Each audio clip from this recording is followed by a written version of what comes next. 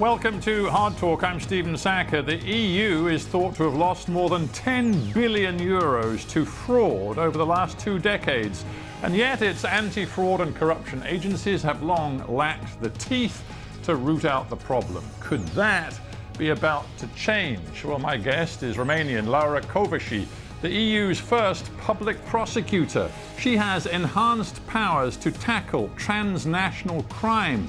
But if member states refuse to play ball, how can she succeed?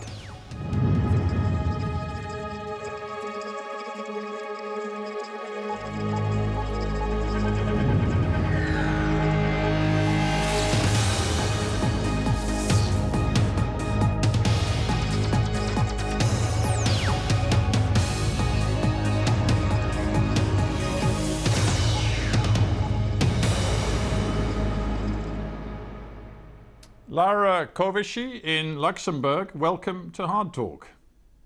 Thank you very much for the invitation. You have had almost a year since your appointment as the EU's first chief public prosecutor. You are trying to deal with a very urgent problem that costs the EU billions of euros. What have you actually done so far? I took my office in 1st of November and I started to organize together with the small team that I found here in the beginning, the administrative issues that are necessary. To start EPPO is necessary to have the European prosecutors. It's those prosecutors who will work here with me in Luxembourg. And also we need to have the European delegated prosecutors. The European delegated prosecutor is those prosecutors who will work in their national member states. Would you agree with me that the problem is indeed very urgent? We are talking about the role of organized crime in siphoning off billions of euros from the agricultural funds, the cohesion funds, right across the European Union. Some countries are particularly bad, and yet you're telling me after 9 months you really haven't begun work yet. You're just working out your administration. Yes, it is necessary to have EPPO, but to start working in the cases, we need to build the new office. This means that we need to have all the internal regulation, we need to have all the prosecutors on board, and it's not a decision that only one person can take. It's a shared responsibility between the European Commission, European Parliament, the Council, and the national authorities of each member state participating to the European Public Prosecutor Office. Yeah, did it worry you when you realized that some of the team you were supposed to lead were going to be part-time and that your total staffing appears to number some 40 to 50 in your central office and then a bunch of local prosecutors in member countries who, at least according to the Commission, were going to be working part-time? Well, we speak here about the possibility for prosecutors to work full-time and part-time. My wish is to have only full-time prosecutors. This is very important for their independence, for their efficiency, for their responsibility. I cannot imagine how a European delegate prosecutor can work 4 hours for EPPO, and during the pleading in the trial, he has to go and to continue his activity and to work for the National Prosecutor Office. This is the reason why, in my consultation with the member states, I insisted to have only full-time prosecutor. Right, the fact that they were talking about part-timers, maybe it's symptomatic of a problem at the heart of the EU, which is they've never really taken rooting out systematic corruption seriously. We can see that over many years. If we look at the scale of the problem and the response from the EU and in particular their European Anti-Fraud Office, OLAF, we see that time and again investigations have been begun, but they've not led to prosecutions. It's a fundamental problem, isn't it? It is. The European Public Prosecutor will be the first prosecutor office at the European level. What we will achieve with that? We will have a unitary approach related to this phenomena. And in the same time, we will solve this issue related to the discrepancies between the member states. Of course, in this period, I evaluated the statistics, and I saw there are some member states in which we have hundreds of cases in each year, but also we have some member states where only 2 or 9 investigations per year was made by the prosecutors. Yeah, I mean, with our office, we will solve this issue. To be blunt about it, Ms. Kövesi, it's clear that some member states are absolutely not serious about using the information that's been dug up by the EU's anti-corruption investigators. Again, if one looks at the current situation with this OLAF anti-fraud office at the EU, they launched 541 cases which they said should go to court. In fact, only 308 of them did. 171 of those were dismissed, and there were only 137 indictments. In other words, many member states are simply not interested in taking seriously this problem. Yes, having EPPO, we will solve this issue because we will have the same priorities, but it's important to make a small comment related to OLAF and to explain that until now, OLAF did only administrative investigations. They did not make criminal investigation. Only the prosecutor can do that. So EPPO will be the only body at the European level who can make investigation. We will have prosecutors in all participating member states, and this is very important. When we speak about this phenomena, especially related to financial fraud, sometimes the prosecutor, the law enforcement are not focused on this type of criminality in the same way, in an equal way in all the member states. EPPO will change that. So having highest number of investigation in some member states or less in another member states doesn't mean that we don't have problems. We cannot speak about usual suspects when we speak about the financial frauds. There are problems in all the member states, and having EPPO at the national level in each participating member state, it will be very good because we can increase the level of protection of the European funds, and of course we will investigate better, more efficiently this kind of crimes. Well, I think it's worth reminding people, when you talk about the EPPO, you mean the European Public Prosecutor Office. Exactly. So that's what you're leading. I think it's fair to say you got the job because of your pretty remarkable track record in Romania during your time leading the anti-corruption directorate in your home country, Romania. I see that you led the campaign against a whole bunch of senior politicians. The former Prime Minister, Mr. Năstase, was convicted of corruption offences during your term. 14 former or current ministers, 43 parliamentarians, 260 local officials, all were subject to investigation during your time in Romania. Are you going to go for the big beasts across Europe now in your new job?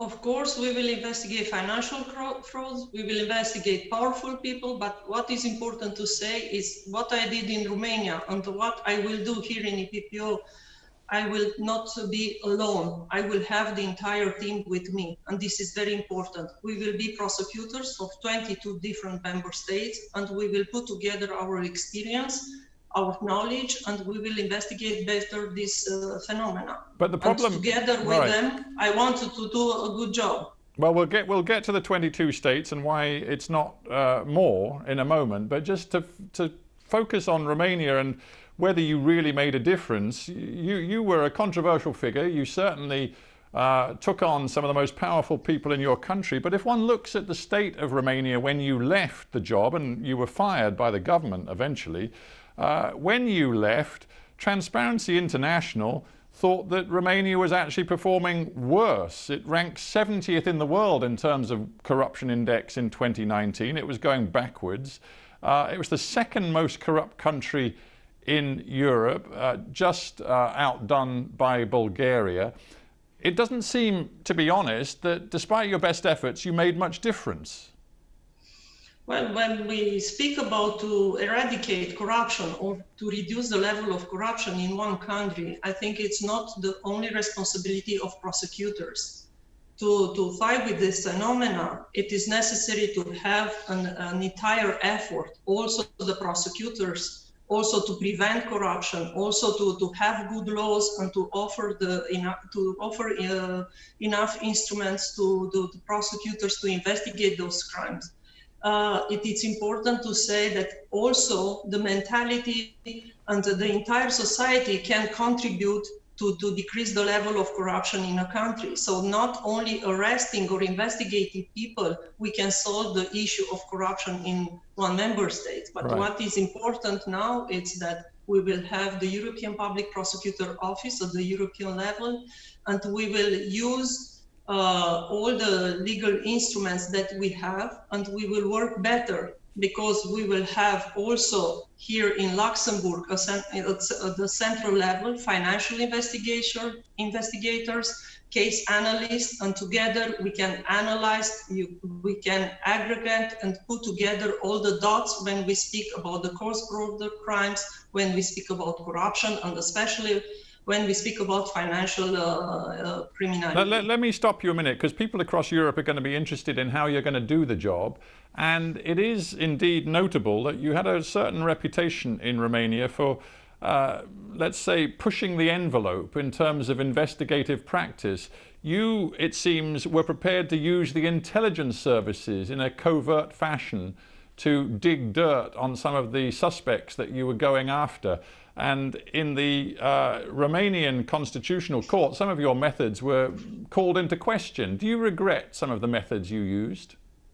No, it's not about the methods. It's about a working arrangement that we had. But at that moment, based on the legislation, we receive information from the secret services, and we use those information to open the cases. But it's important to say and to clarify that our investigations were made by the prosecutors and by the police officers, and no one from the officials from the secret service did not work in our cases. Only the prosecutors. I'll be honest with you. The police officers. I'll be honest with you. I was very struck by a former Romanian Prime Minister, Mr. Tăriceanu, saying that under your watch, the anti-corruption agency had not respected legal frameworks, had become corrupt themselves, and had become a part of the political fight in Romania. Some critics called you a part of Securitate 2.0 because of your cooperation with the security services.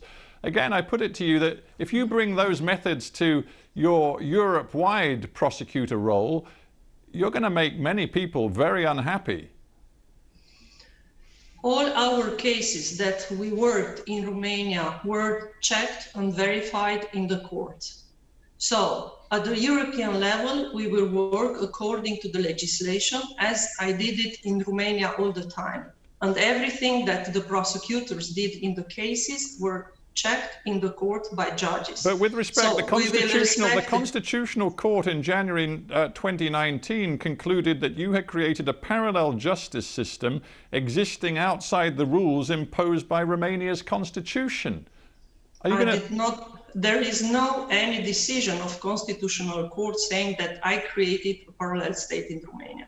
Well, I'm reading from one of their rulings of January 2019. Now, I know that ultimately charges against you were dropped, but nonetheless, it's a very serious allegation that you created a parallel justice system. The question really is, do you believe that in prosecuting corruption and fraud, that the ends justify the means? If you read that decision based on which the Constitutional Court revoked me, I should say that I made a complaint to the European Court for Human Rights, and in this year in May, the judgment of the European Court of Human Rights said that in that case, my rights were broken. So I don't know which kind of decision you quoted, but I can say that in entire my activity, I respectfully I respected all the time the Constitution, I respected the procedural criminal code and all the national's law. But so when it comes to, I'm just asking you a simple question now. When it comes to rooting out corruption, do you believe, as an aggressive prosecutor, that the ends do justify the means? Now, all the time in my activity, I respected the law, and this is the only principle that I will have in the consideration, and we should have in the consideration all the time. To respect the law. Let me ask you then, now that you've gone from a national role in Romania to an EU-wide role rooting out corruption, what kind of cooperation do you think you're going to get from a country like Hungary, which already has made it plain it's going to refuse to cooperate and play a part in the European Public Prosecutor Office's system? They want no part of it, alongside some other nations, including Poland, Sweden, Denmark, Ireland. They've basically opted out. And given all of the allegations that we see about corruption and misuse of EU money in Hungary, how are you going to be able to operate in Hungary? We will operate based on the regulation of the European Public Prosecutor Office, and based on this regulation, we can have working arrangement with non-participating member states, including Hungary and Poland, Sweden, Denmark and Ireland, and also with third countries. And we started already to reach out to have contacts with Hungary and Poland. We will continue with the other non-participating member states, and we will have working arrangement based on the international cooperation instruments that there are available for prosecutors in their activities. Let me ask you this. Hungary and Poland are countries that receive huge amounts of EU funds in structural and cohesion funding terms. Why do you think, as an experienced prosecutor, they might be keen to opt out of the Public Prosecutor Office's system? We will work with our colleagues based on the legal instruments that we will have. It is very difficult to say that we can investigate everything that it will happen in Hungary, because in Hungary and Poland, because they will not be part of the European Public Prosecutor I'm asking Office. You why? Why, Ms. Kövesi? Why do you think that they've opted out? Can you imagine? It is a political decision. I cannot comment. I'm a prosecutor. I can comment only based on my activity. I cannot answer why a member state did not accept to be part in EPPO or not. Well, let me ask you a more specific question then. I've just been looking at some of the OLAF investigations in Hungary, what they discovered, and the paperwork has been leaked, so we know it's directly from OLAF. They discovered that there were, for example, street lighting contracts which were funded by the European Union, which it seems had been irregular in the way that they'd been tendered for. A company that was very close to a close relative of the Hungarian Prime Minister won these contracts. OLAF, as you've said in this interview, certainly wasn't capable of launching criminal proceedings itself.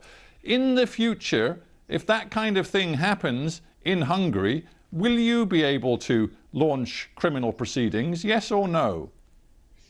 We can launch proceedings only in those cases where, together with, let's say, take an example, a Hungarian person is involved also a person from a participating member state, or if a part of activity is committed on the territory on participating member states. Otherwise, all the information that we have to send in Hungary.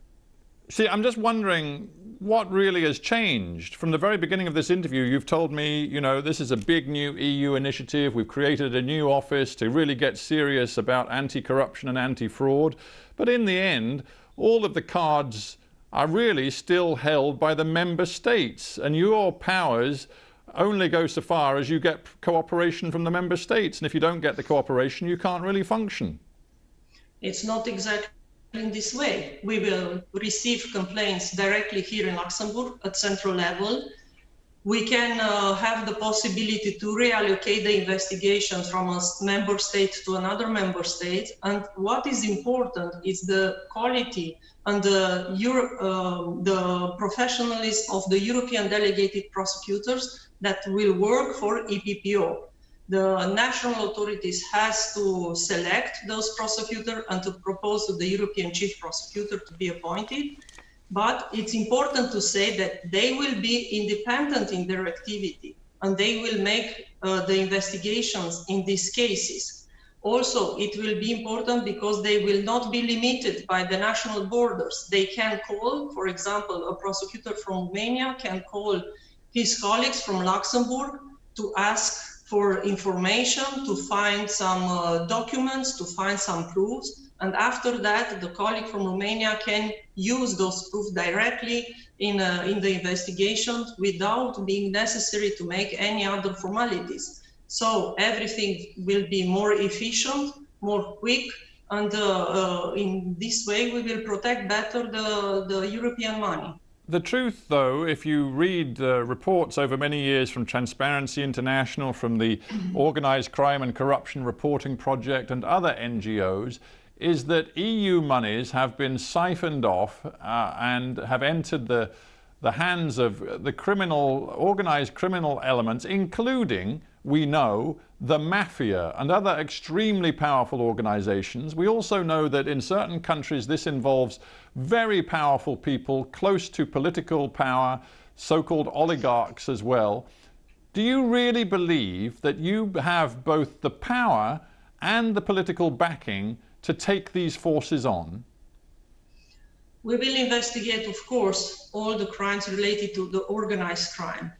And it's not necessary to have a political backup because EPPO will be an independent prosecutor office. The prosecutor will be independent. So we need to do our work. We need to win the trust of the citizen, and we need to prove that the law is equally for everybody. And this will be the role of EPPO, to investigate also the powerful people and to use all the legal means that we have to finalize our investigations.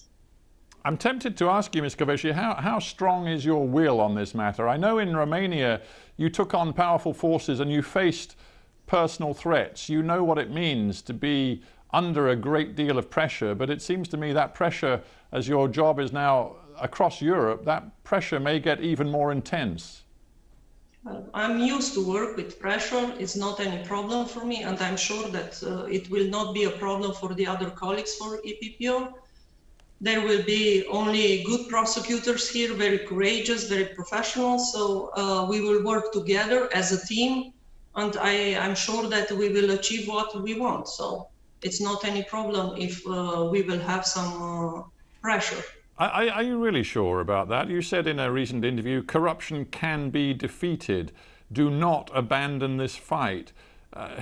Experience across the EU would say that rooting out systemic corruption, which has cost billions of euros to the European Union, it's an impossible job. Nobody's achieved it before.